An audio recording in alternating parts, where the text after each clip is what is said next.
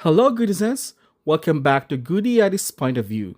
Today, we're diving into a topic that's been the subject of many heated debates: the belief that LGBTQ people will go to hell. Because, as some people say, lalaki at babae lang ang ginawa ng Diyos. That's a big statement, right? But before we jump to conclusions or let emotions take over, let's break this down and really understand where this idea comes from and what it truly means. Tara, let's go on this journey together. So, Goodysens, let's start by tracing the origins of this belief.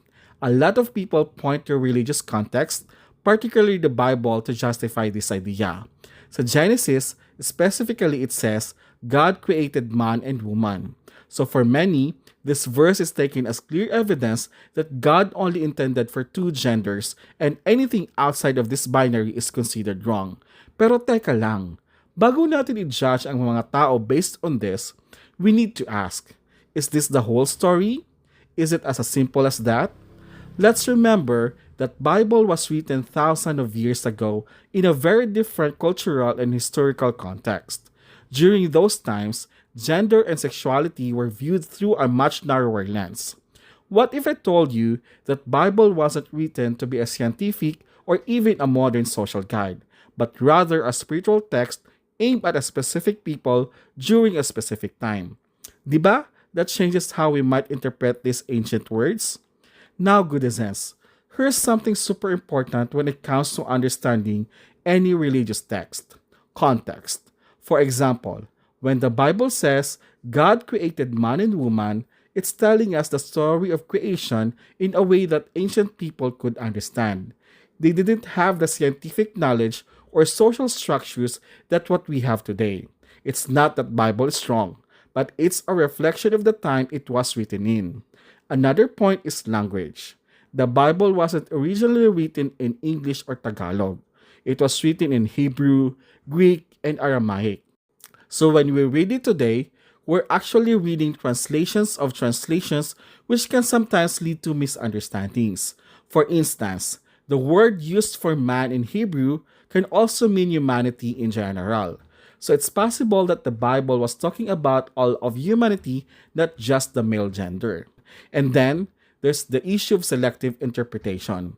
Marami tayong nakikita na pumipili lang ng specific verses to support their beliefs, like in Leviticus, which is often quoted to condemn same-sex relationships.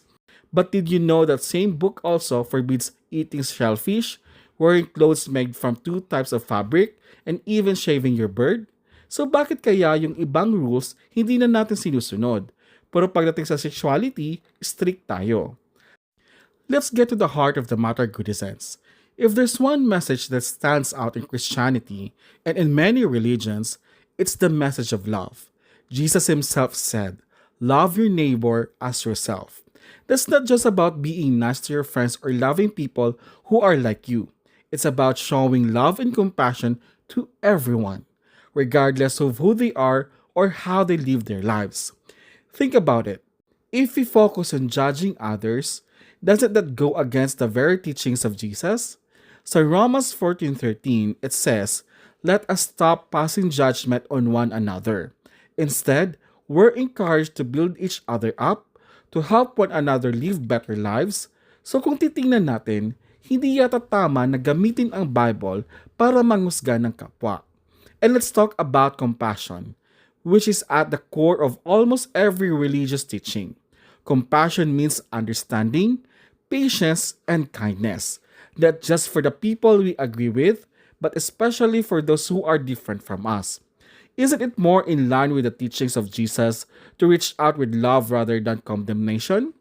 To understand rather than to judge? To help rather than to hurt? Another thing to consider, Goodizens, is the incredible diversity of God's creation. Kung titingnan natin ang mundo, napakaraming klase ng halaman, hayop at mga tao. Bakit nga ba ganon? Could it be that God created this diversity for a reason? Perhaps to teach us about acceptance, love, and the beauty of differences? Now, let's talk about human identity. We now know that gender and sexuality are much more complex than we once thought. Science tells us that there's a spectrum that people can't just be boxed into male or female, straight or gay. Maraming factors ang nag-i-influence sa identity ng isang tao, and sometimes these don't fit neatly into traditional categories.